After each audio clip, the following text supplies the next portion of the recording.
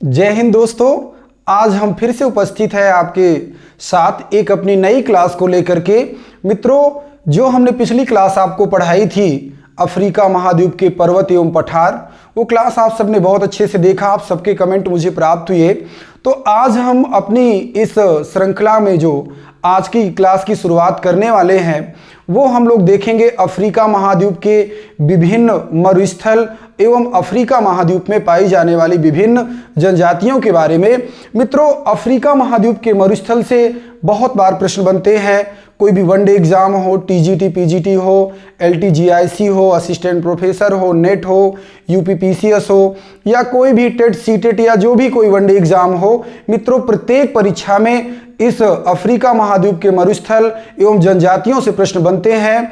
हमने कोशिश करना है कि पूरे प्रश्नों को हम कवर करें, ज़्यादा से ज़्यादा चीज़ों को हम कवर कर लें। हमारे इस क्लास में वो सारे प्रश्न लगभग बन जाएं जो इसके पहले बने हैं या कोई भी संभावित प्रश्न है। तो मित्रों, आइए हम लोग आज की क्लास की शुरुआत करते हैं। दोस्तों, ये आप देख रहे हैं जितना नीले कलर से हमने सेट किया हुआ है, ये पूरा अफ्रीका महाद्वीप का मैप है। तो मित्रों, सबसे पहले हम लोग अफ्रीका महाद्वीप के मरुस्थलों की चर्चा करेंगे। तो दोस्तों, आप जानते हैं कि जो मरुस्थल होता है वह दो प्रकार का होता है। सबसे पहले तो हम लोग इस बात की डिस्कस करते हैं। मरुस्थल दो प्रकार के होते हैं।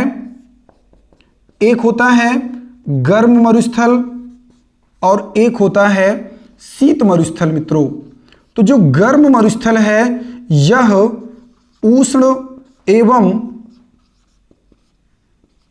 उपोष्ण कटिबंधीय क्षेत्रों में पाया जाता है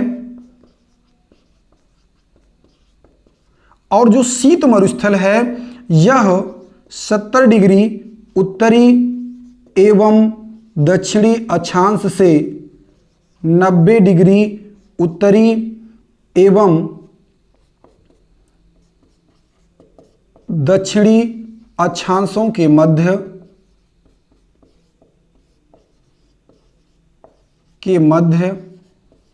पाए जाते हैं। मित्रों, ध्यान देना है आपको। हमने आपको बताया कि मरुस्थल दो प्रकार के होते हैं। पहला मरुस्थल गर्म मरुस्थल जो उष्ण एवं उपोष्ण कटिबंधीय क्षेत्रों में पाए जाते हैं। दूसरा हमने बताया शीत मरुस्थल। इन मरुस्थलों का विस्तार 70 डिग्री उत्तरी एवं दक्षिणी अक्षांशों से 90 डिग्री उत्तरी एवं दक्षिणी अक्षांशों के मध्य के क्षेत्रों में देखा जाता है। दोस्तों, तो ये दो प्रकार के जो मरुस्थल हैं, इनमें से जो अफ्रीका महाद्वीप में मरुस्थल पाए जाते हैं ये सभी मरुस्थल उष्ण कटिबंधीय और उपोष्ण कटिबंधीय मरुस्थल हैं। अर्थात अफ्रीका महाद्वीप में पाए जाने वाली सभी मरुस्थल गर्म मरुस्थल हैं। मित्रों, इन्हीं गर्म मरुस्थलों में से हम देखते हैं, पहले मरुस्थल की शुरुआत करते हैं। मित्रों, विश्व का सबसे बड़ा गर्म मरुस्थल क्षेत्र जिसको आप बोलते हैं सहारा मरुस्थलीय क्षेत्र।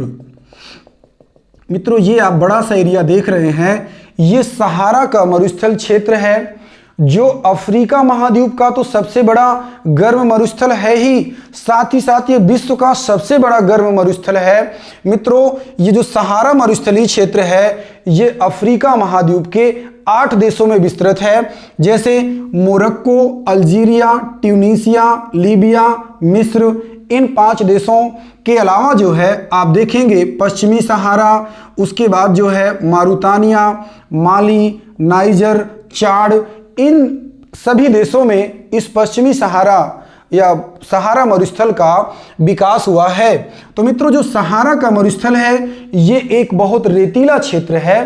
तो चूंकि ये रेतीला क्षेत्र है तो कोई कोई क्षेत्र यहाँ पर ऐसे भी होंगे जहाँ पर रेत के अलावा कुछ पथरीला क्षेत्र दिखता होगा और कुछ भूभाग ऐसा होगा जहाँ पर छोटी छोटी कटीली झाड़ियाँ पाई जाती होंगी। मित्रों, इस प्रकार से जो है सहारा का मरुस्थलीय क्षेत्र होता है। तो आइए हम देखते हैं कि इस सहारा की मरुस्थलीय क्षेत्र में आप देखेंगे तो एक क्षेत्र होगा जिसको हम अर्ग कहते हैं। अर्ग क्या है मित्रों? ये जो अर्ग है इस सहारा मरुस्थलीय क्षेत्र में पाया जाने वाला जो रेतीला क्षेत्र है, ध्यान दीजिएगा, सहारा मरुस्थलीय क्षेत्र में पाया जाने वाला रेतीला क्षेत्र अर्ग कहलाता है। अर्थात मित्रों, सहारा के मरुस्थलीय क्षेत्र में जो भूभाग रेत का सर्वाधिक विस्तृत क्षेत्र है वह हमारा अर्ग कहलाता है। यह जो अर्ग है या ये जो रेतीला क्षेत्र है यह हवा द्वारा उड़ा करके एक स्थान से दूसरे स्थान पर स्थानांतरण के परिणाम स्वरूप जो बालू एकत्र की जाती है उससे इस क्षेत्र का निर्माण होता है।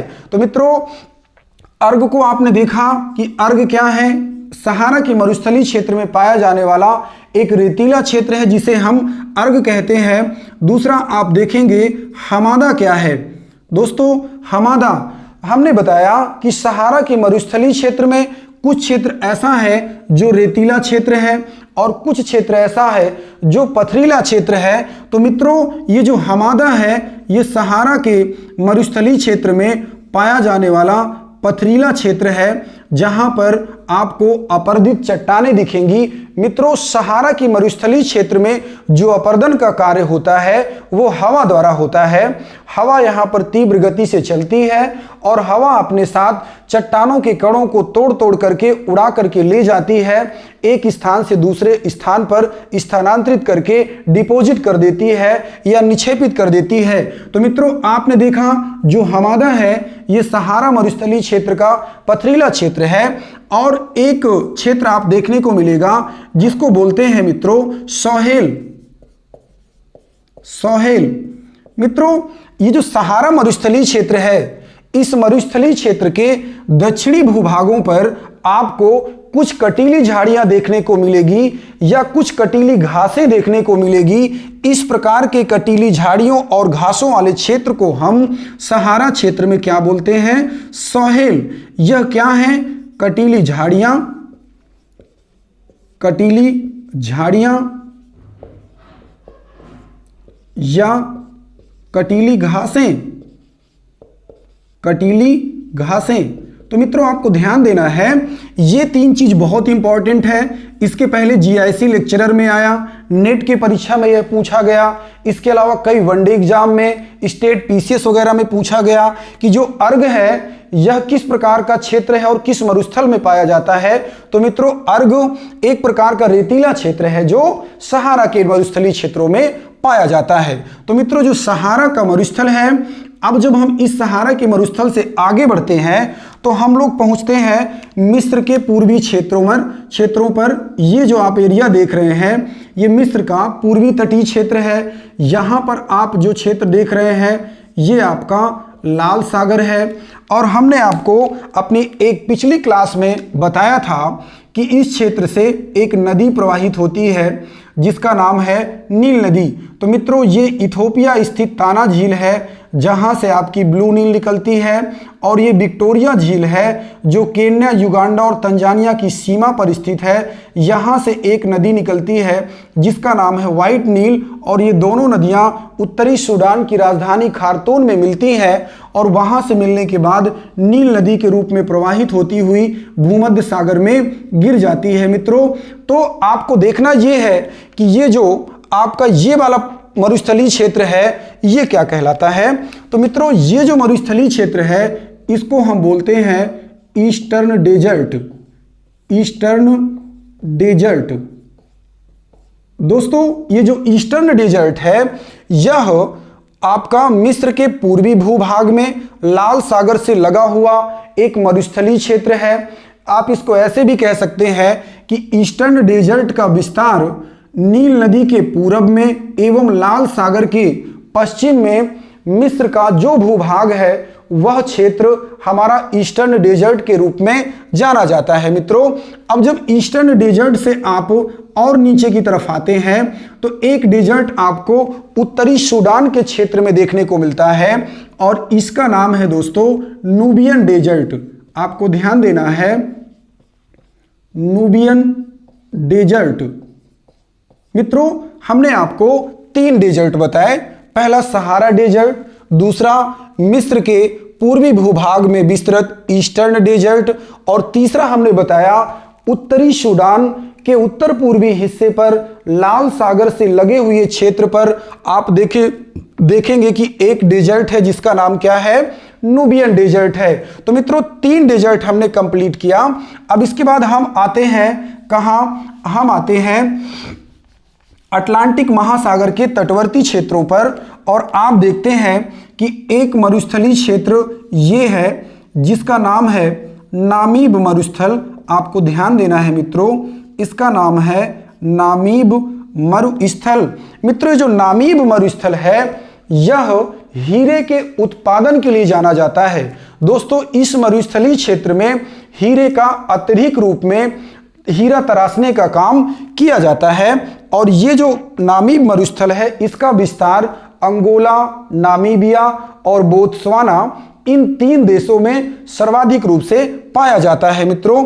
अब इसके बाद आप देखते हैं अगला जो डेजर्ट है यह मित्रों कालाहारी डेजर्ट है। आप लोग बहुत अच्छे से इसका नाम सुन रखे होंगे, इसका नाम है कालाहारी मरुस्थल। मित्रों जो कालाहारी मरुस्थल है यह अफ्रीका महाद्वीप के 3 देशों नामीबिया, बोत्सवाना और दक्षिण अफ्रीका इन 3 देशों में इसका विस्तार मिलता है। मित्रों इसका सर्वाधिक विस्तार कालाहारी मरुस्थल का बोत्सवाना में है, उसके बाद नामीबिया में और थोड़ा विस्तार इसका दक्षिण अफ्रीका में देखने को मिलता है। मित्रों ये जो कालाहारी मरुस्थल है हमने आपको बताया कि नामीबिया में भी विस्तृत है। अभी आपने देखा होगा कि अभी कुछ दिन पहले हमारे भारत के यशस्वी प्रधानमंत्री श्री नरेंद्र मोदी जी द्वारा अपने जन्मदिन के शुभ अवसर पर यहाँ नामीबिया से 8 बाघों को, चीतों को ले जाया गया। कहां पर? भारत के मध्य प्रदेश स्थित कुन्हो नेशनल पार्क पर, और वहां पर इनको बसाने की एक कोशिश की गई। तो ये वही नामीबिया है मित्रों जहां से अभी भारत कुछ चीतों को ले गया है और अपने देश में उनको मध्य प्रदेश स्थित कुन्हो नेशनल पार्क में हम लोगों ने छोड़ा है ताकि यहां पर चीतों की यह प्रजाति जन्म ले सके और इसके साथ साथ हमारे देश में चीतों की संख्या धीरे धीरे बढ़ती चले। तो आपको ध्यान रखना है मित्रों, ये नामीबिया वही नामीबिया है जहां से अभी चीतों को ले जाया गया है। तो मित्रों एक फैक्ट और हम ध्यान दे लेते हैं, ये जो कालाहारी डेजर्ट है यहां पर एक जनजाति पाई जाती है जिसका नाम है मित्रों बुशमैन। अब हमने अभी आपको बताया अफ्रीका महाद्वीप के 5 मरुस्थलों को। पहला मरुस्थल सहारा मरुस्थल, दूसरा मरुस्थल ईस्टर्न डेजर्ट जो आपके मिस्र के उत्तर पूर्वी हिस्से में स्थित है, तीसरा हमने बताया नूबियन डेजर्ट जो उत्तरी सूडान के उत्तर पूर्वी क्षेत्रों पर स्थित है मित्रों। इसके बाद हमने बताया आपको नामीब मरुस्थल जो अंगोला, नामीबिया और बोत्सवाना इन 3 देशों में विस्तृत है। और यह नामीब मरुस्थल आपका हीरे के तराशने के लिए जाना जाता है, हीरे के उत्पादन के लिए यह क्षेत्र जाना जाता है। इसके अलावा जो हमने आपको अगला डेजर्ट बताया उसका नाम है मित्रों कालाहारी मरुस्थल, और ये हमने बताया नामीबिया, बोत्सवाना और दक्षिण अफ्रीका इन 3 देशों में सर्वाधिक रूप से विस्तृत है। तो मित्रों ये संपूर्ण अफ्रीका महाद्वीप के मरुस्थल हो गए हैं। और अब जो हम लोग चर्चा करने वाले हैं वो हम लोग चर्चा करेंगे अफ्रीका महाद्वीप की विभिन्न जनजातियों के बारे में। दोस्तों अफ्रीका महाद्वीप की जनजातियां हमारे लिए बहुत महत्वपूर्ण है। किसी भी एग्जाम में अफ्रीका महाद्वीप की जनजातियों से प्रश्न बनता ही बनता है मित्रों। तो आइए हम लोग इसको मिटा देते हैं थोड़ा और उसके बाद हम लोग शुरुआत करते हैं अफ्रीका महाद्वीप की जनजातियों के बारे में मित्रों। तो अफ्रीका महाद्वीप की जनजातियों की शुरुआत आज हम लोगों को करना है। तो मित्रों जनजातियों को हम बोलते हैं ट्राइब्स, जनजातियों को हम ट्राइब्स बोलते हैं। तो अफ्रीका जो महाद्वीप है मित्रों यह जनजातियों का महाद्वीप भी कहा जाता है।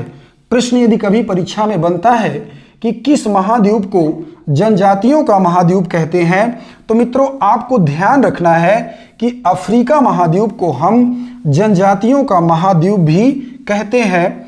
ये बहुत इंपॉर्टेंट फैक्ट है मित्रों। और अब आइए हम लोग शुरुआत करते हैं अफ्रीका महाद्वीप की प्रमुख जनजातियों की। दोस्तों हमने जब अफ्रीका महाद्वीप की शुरुआत किया था तो हमने आपको 3 देश बताए थे, मोरक्को, अल्जीरिया और ट्यूनीसिया। मोरक्को, अल्जीरिया और ट्यूनीसिया मित्रों 3 देश, Morocco, M for Morocco, A for Algeria, T for Tunisia, इन तीनों को हमने मैट कंट्रीज भी कहा था। और ये जो तीनों देश हैं यहाँ पर जनजातियाँ पाई जाती हैं इन तीनों देशों में। जनजाति है बर्बर जनजाति। ध्यान देना है मित्रों आपको, बर्बर जनजाति किन देशों में निवास करती है? बर्बर जनजाति मोरक्को, अल्जीरिया और ट्यूनीसिया में निवास करती है। इस बर्बर जनजाति के क्षेत्र को हम हेमाइट्स प्रदेश भी बोलते हैं। हेमाइट्स प्रदेश भी बोलते हैं। तो दोस्तों, बार्बर स्टेट्स या बर्बर स्टेट्स या हेमाइट्स प्रदेश हमने किन देशों को कहा? मोरक्को, अल्जीरिया और ट्यूनीसिया। इन 3 देशों को हमने बताया कि ये बर्बर स्टेट्स या हेमाइट्स प्रदेश हैं। तो यहां पर आप लोगों ने 2 जनजातियों को देखा, पहला बर्बर जनजाति और दूसरा हेमाइट्स जनजाति। ये दोनों जनजातियां इन 3 देशों मोरक्को, अल्जीरिया और ट्यूनीसिया में आपको देखने को मिली। अब मित्रों हम लोग आते हैं मिस्र। आप लोग मिस्र में देखेंगे कि मिस्र में जो कृषक होते हैं इनको हम बोलते हैं मित्रों फलाह कृषक। मिस्र के कृषकों को हम क्या बोलते हैं? फलाह बोलते हैं। और ये जो कृषक हैं ये किस देश में पाए जाते हैं? ये मिस्र में पाए जाते हैं। मित्रों इसके पहले कई बार प्रश्न आया है, फलाह कृषक किस देश में पाए जाते हैं? तो फलाह कृषक मिस्र में पाए जाते हैं। मित्रों आपको ये ध्यान देना है, ये जो फलाह कृषक हैं यह मिस्र के संपूर्ण जो नील नदी का उपजाऊ क्षेत्र है वहां पर ये पाए जाते हैं। अब मित्रों जो अगली जनजाति है उसका नाम है, अगली जनजाति है जो उसका नाम है नुबा। मित्रों जो नुबा है यह सूडान में पाई जाती है। आपको ध्यान देना है, हमने आपको चौथी जनजाति अफ्रीका महाद्वीप की बताया जिसका नाम क्या है? नुबा जनजाति है और यह सूडान में पाई जाती है। मित्रों नुबा जनजाति कहाँ? सूडान में। अब हम लोग और आगे आते हैं तो हम लोग आते हैं कहाँ? केन्या, युगांडा और तंजानिया। केन्या, युगांडा और तंजानिया का जो ये क्षेत्र है यहाँ पर एक जनजाति पाई जाती है जिसका नाम है मसाई।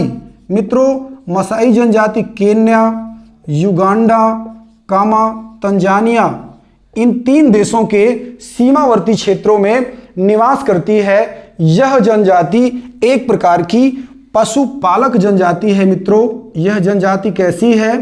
पशुपालक जनजाति है। मित्रों आपको ध्यान देना है, जो मसाई जनजाति है इसके निवास स्थान को हम क्रॉल बोलते हैं। कई परीक्षाओं में आया है, क्रॉल किस जनजाति का निवासी स्थल है या किस जनजाति के घर को हम क्रॉल बोलते हैं? तो मसाई जनजाति के निवास स्थल को मित्रों हम क्रॉल बोलते हैं। आपको ये प्रश्न ध्यान रखना है। तो मित्रों जो मसाई जनजाति है हमने बताया केन्या, युगांडा और तंजानिया की सीमावर्ती क्षेत्रों में पाई जाती है। और केन्या, युगांडा और तंजानिया इन तीनों की सीमा पर एक झील स्थित है जिसका नाम है विक्टोरिया झील। विक्टोरिया झील, लेक विक्टोरिया। तो हम ये कह सकते हैं कि जो लेक विक्टोरिया है इसके आसपास के क्षेत्रों में कौन सी जनजाति निवास करती है? तो मित्रों मसाई जनजाति निवास करती है। आपको ध्यान देना है, प्रश्न ऐसे भी कभी बन सकता है कि मसाई जनजाति का निवास क्षेत्र कितने अंश अक्षांश से कितने अंश अक्षांश के मध्य है? तो मित्रों आपको पहले से ये बात पता है कि यहाँ से अफ्रीका महाद्वीप के मध्य से होकर के एक रेखा जाती है जिसका नाम है मित्रों भूमध्य रेखा। तो आपको ध्यान देना है, ये जो मसाई जनजाति है 1 डिग्री उत्तरी अक्षांश से 4 डिग्री उत्तरी दक्षिणी अक्षांश के मध्य यह जनजाति पाई जाती है। फिर से एक बार ध्यान दीजिएगा, भूमध्य रेखा से 1 डिग्री उत्तर और भूमध्य रेखा से 4 डिग्री दक्षिण, इसके आसपास के क्षेत्रों में जो केन्या, युगांडा और तंजानिया का भूभाग है उन क्षेत्रों में मसाई जनजाति निवास कर सकती है। आप ऐसे भी कहिए कि जो मसाई जनजाति है यह एक प्रकार की भूमध्य रेखीय क्षेत्र में निवास करने वाली जनजाति है। तो आपको मित्रों ये चीजें ध्यान रखना होगा। अब आप देखेंगे कि यहीं पर 2 छोटे छोटे देश हैं जिसका नाम है रुवांडा और बुरुंडी। मित्रों ध्यान दीजिएगा, 2 देश हमने बताया, यहां पर छोटे छोटे से 2 देश, एक का नाम है रुवांडा और दूसरे का नाम क्या है? बुरुंडी। रुवांडा और दूसरे का जो नाम है मित्रों इसका नाम है बुरुंडी। ये जो रुवांडा और बुरुंडी है यहां पर दो जनजातियां अफ्रीका महाद्वीप की महत्वपूर्ण पाई जाती हैं। इन दो जनजातियों में आप देखेंगे कि हितो एवं तुत्सी, ये दो जनजातियां हैं जो ये रुवांडा और बुरुंडी में पाई जाती हैं। इसके पहले कई बार प्रश्न आया है कि हितो और तुत्सी जनजातियां किन देशों में निवास करती हैं। तो मित्रों, अफ्रीका महाद्वीप के मध्यवर्ती भागों पर स्थित लैंडलॉक कंट्री के रूप में जाने जाने वाले रुवांडा और बुरुंडी, इन दो देशों में जो जनजातियां निवास करती हैं उनको हम कहते हैं हितो और तुत्सी। तो मित्रों, आप लोगों को ध्यान रखना है कि हितो और तुत्सी ये जनजातियां जो है कहां पाई जाती हैं। ये दोनों जनजातियां पाई जाती हैं आपकी रुवांडा और बुरुंडी में। मित्रों, अब जब हम आगे चलते हैं तो हम लोग पहुंचते हैं दक्षिण अफ्रीका। और दक्षिण अफ्रीका में हमने आपको बताया था कि एक पर्वत है जिसका नाम है ड्रिकिंसबर्ग पर्वत। मित्रों ध्यान दीजिए, दक्षिण अफ्रीका में यह पर्वत जिसका नाम क्या है, ड्रिकिंसबर्ग माउंटेन। इस ड्रिकिंसबर्ग पर्वतीय क्षेत्र में आप देखेंगे कि एक जनजाति निवास करती है जिसका नाम है मित्रों जुलू। ये दक्षिण अफ्रीका का नेटाल प्रांत है और इसी क्षेत्र में ड्रिकिंसबर्ग पर्वत स्थित है। और इस ड्रिकिंसबर्ग पर्वतीय क्षेत्र में अफ्रीका महाद्वीप की एक महत्वपूर्ण जनजाति जुलू निवास करती है। यदि प्रश्न कभी बनता है कि जुलू जनजाति किस पर्वतीय क्षेत्र में निवास करती है, तो आपको आंसर लगाना है मित्रों ड्रिकिंसबर्ग पर्वतीय क्षेत्र में। और यदि प्रश्न बनता है कि जुलू जनजाति किस देश में निवास करती है, तो आपको आंसर लगाना है दक्षिण अफ्रीका। और यदि प्रश्न बनता है कि जुलू जनजाति किस प्रांत में निवास करती है, तो दोस्तों दक्षिण अफ्रीका स्थित नेटाल प्रांत में ये जुलू जनजाति निवास करती है। आपको ये चीजें ध्यान रखनी है। मित्रों, अब हम लोग देखेंगे दक्षिण अफ्रीका स्थित एक अगली जनजाति जिसका नाम है मित्रों बोअर जनजाति। आप दक्षिण अफ्रीका के इसी क्षेत्र में जब आएंगे तो आप देखेंगे एक जनजाति जिसका नाम है मित्रों क्या, बोअर जनजाति। ध्यान रखना है, दक्षिण अफ्रीका में हमने दो जनजातियां बताई, पहली जनजाति जुलू और दूसरी जनजाति बोअर।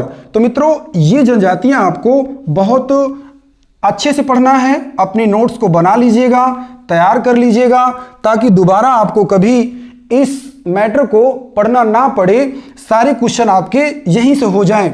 अब मित्रों, अभी थोड़ी देर पहले ही मैंने आपको बताया था कि यहाँ पर एक मरुस्थलीय क्षेत्र है जिसका नाम है कालाहारी डेजर्ट। और कालाहारी डेजर्ट में जो है एक जनजाति पाई गई थी जिसका नाम हमने आपको बताया था क्या, बुशमैन।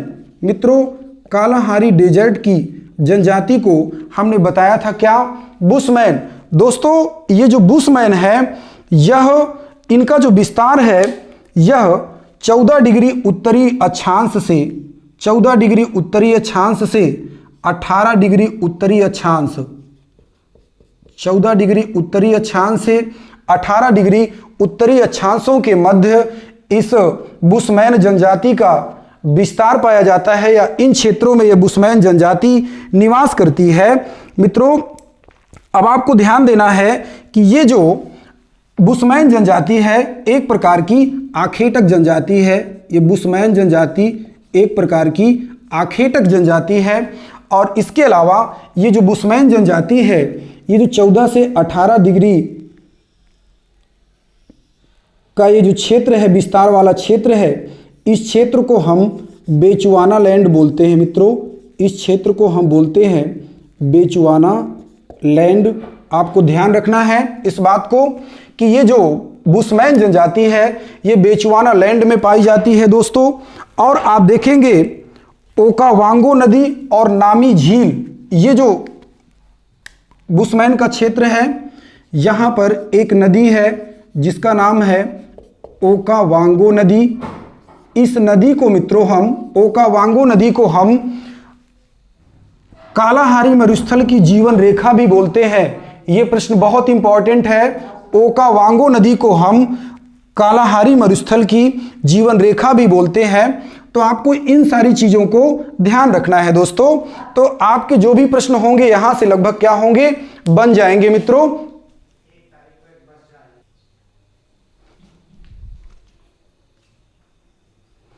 तो मित्रों अभी आपने देखा कि बुशमैन जनजाति जो है इस क्षेत्र में पाई जाती है।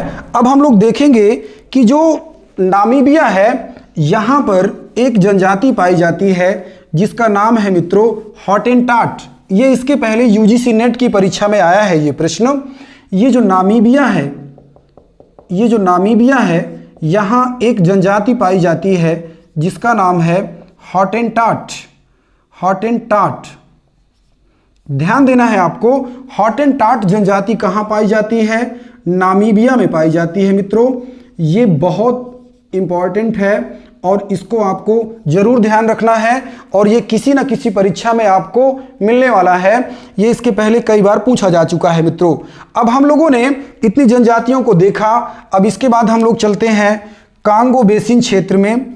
ये आपका जो संपूर्ण एरिया है इसको हम कांगो बेसिन क्षेत्र बोलते हैं, क्योंकि यहाँ पर कांगो नदी प्रवाहित होती है अपनी विभिन्न सहायक नदियों के साथ, इसलिए इस क्षेत्र को हम कांगो बेसिन क्षेत्र बोलते हैं। और यहाँ पर जो जनजाति पाई जाती है दोस्तों उसका नाम है पिग्मी जनजाति। ध्यान देना है आपको, पिग्मी जनजाति। मित्रों ये जो पिग्मी जनजाति है यह उष्णकटिबंधीय क्षेत्रों में निवास करने वाली जनजाति है और मुख्यतः कांगो नदी बेसिन के क्षेत्र में यह निवास करती है। और यह जो पिग्मी जनजाति है यह विश्व की सबसे छोटे कद की जनजाति है। यह पौधों में भी, बड़े बड़े पेड़ों में ही जो है रह लेते हैं, उसी में अपना घर बना लेते हैं। और ये काले काले छोटे कद के लोग होते हैं जिनकी मैंने ऊंचाई आपको बताया अभी लंबाई कि यह 3 से 3.5 फीट की ऊंचाई के लोग होते हैं। तो पिग्मी आपको ध्यान देना है, मध्य अफ्रीका स्थित कांगो बेसिन क्षेत्र में है यह पिग्मी पाई जाती है।